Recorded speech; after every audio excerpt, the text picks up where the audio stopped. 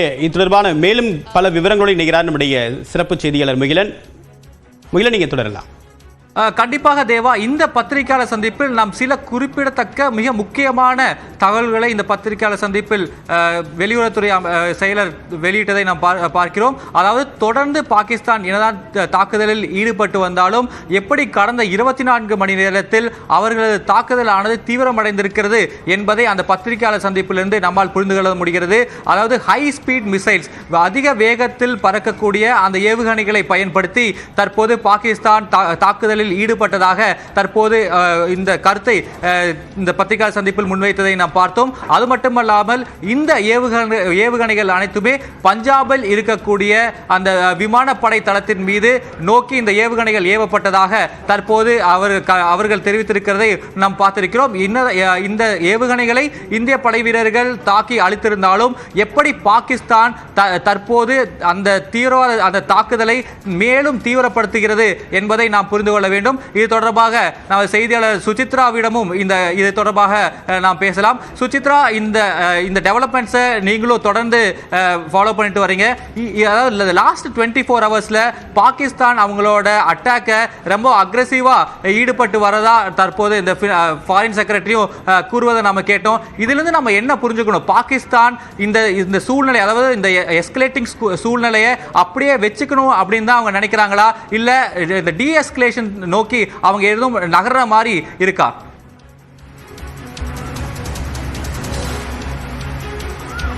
முகிலன், மிக முக்கியமாக பாகிஸ்தானை பொறுத்தளவில் ஒரு எல்லை தாண்டிய தாக்குதல், எல்லை கட்டுப்பாட்டு பகுதியில் நடத்தப்படும் இந்த துப்பாக்கிச்சூடு என்பதை மட்டும்தான் ஓரளவிற்கு இந்தியாவுடைய ராணுவத்தால் ஒரு நான் எஸ்கலேட்டரி என்ற முறையில் கணக்கில் எடுத்துக் கொள்ளப்பட்டு அதற்கான தகுந்த பதிலடியும் அவர்கள் வழங்கப்பட்டு வருவது வழக்கம். ஆனால் கடந்த 24 மணி நேரம், அதற்கு முன்னதாக உள்ள 24 மொத்தம் 48 மணி நேரங்கள் அவர்களுடைய தாக்குதல் என்பது படிப்படியாக அதிகரித்து வருகிறது என்றுதான் கூறப்பட வேண்டும். குறிப்பாக 4 எல்லைப்புற மாநிலங்கள், ஜம்மு காஷ்மீர், பஞ்சாப், ராஜஸ்தான், குஜராத் ஆகிய 4 எல்லைப்புற மாநிலங்களுமே இந்த தாக்குதலால் கடுமையாக இந்தியாவில் பாதிக்கப்பட்டுள்ளது. பொதுமக்களுக்கான அந்த பாதிப்புகளும் அவருடைய இயல்பு வாழ்க்கை என்பது முற்றிலுமாகவே பாதிக்கப்பட்டுள்ளது என்றுதான் கூற வேண்டும். பாகிஸ்தானுடைய பாதுகாப்புத்துறை அமைச்சர் கவாஜா ஆசிப் நேற்று நள்ளிரவு அளித்த ஒரு பேட்டி ஒன்றில் இந்தியாவுடனான ஒரு ஃபுல் ஸ்கேல் வாருக்கு போவது என்பது தவிர்க்க முடியாத ஒன்று என்ற ஒரு கருத்தையும் அவர் குறிப்பிட்டிருக்கிறார். மிக முக்கியமாக பாகிஸ்தான் மீது ஒரு குறிவைத்த தாக்குதலை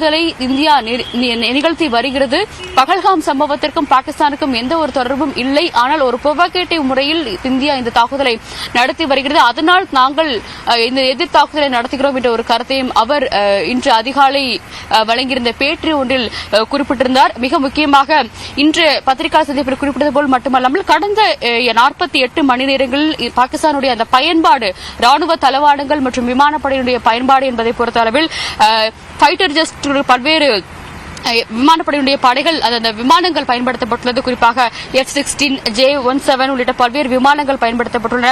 அதேமாக ட்ரோன்கள், மிக முக்கியமாக துருக்கி நாட்டிலிருந்து தயாரிக்கப்பட்ட ட்ரோன்களையும் இந்தியா கண்டெடுத்துள்ளது மிக முக்கியமாக பார்க்கப்படுகிறது. Long range weapons, loitering munitions, jet உள்ளிட்டவற்றையும் அந்த பாகிஸ்தானுடைய ராணுவம் என்பது தொடர்ச்சியாக இந்த கடந்த 48 மணி நேரங்களில் நள்ளிரவு தாக்குதல், கடலிரவு முதல் அதிகாலை வரை நடைபெற்று வரும் தாக்குதலில் பயன்படுத்த வருவதை மிக முக்கியமாக பார்த்து வருகிறோம். குறிப்பாக ரஜௌரி மற்றும் பத்திண்டா உள்ளிட்ட பகுதிகளை பொறுத்தளவில், குறிப்பாக ஃபெரோஸ்பூர் ஆகிய 3 இடங்களை பொறுத்தளவில் பொதுமக்களுடைய குடியிருப்புகளை நோக்கிய ஒரு தாக்குதலையும் இவர்கள் நடத்தியிருக்கிறார்கள். முதலில் சீக்கிய கோவில் ஒன்று, குருத்வாரா ஒன்று தகர்க்கப்பட்டது. அதன் பிறகு சர்ச் ஒன்று தாக்குதலுக்கு ஈடாக்கியது. அதன் பிறகு ரஜௌரி பகுதியில் இருக்கக்கூடிய பொதுமக்களுடைய இல்லங்கள் என்பதும் பாகிஸ்தானால் இந்த ட்ரோன்கள் தாக்குதலில் சற்று பாதிப்படைந்தது. எதிர்த்தாக்குதல் மூலமாக அந்த முழுமையான ஒரு தாக்குதல் என்பது தடுத்து நிறுத்தப்பட்டாலும் பாதிப்புகள் என்பது இந்தியாவினுடைய மக்களுக்கு தான் இருக்கிறது என்றே கூற வேண்டும்.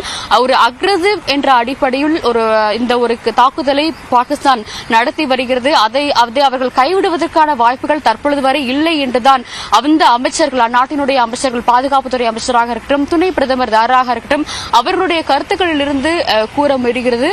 ஒரு முழுமையான ஒரு பிளேம் என்பதை இந்தியாவின் பக்கம் திசை திருப்புவதற்கான ஒரு முயற்சியும் அவர்கள் எடுத்து வருவதையும் நம்மால் கண்கூடாக பார்க்க முடிகிறது. முகிலன், சுஜித்ரா, தொடர்ந்து இணைப்பிலே இருங்க. ஒரு சிறிய இடைவேளைக்கு பிறகு இது தொடர்பான பத்திரிகையாளர் சந்திப்பு தொடர்பான மேலும் பல கருத்துக்கள் தொடர்பாக நாம் விவாதிக்கலாம்.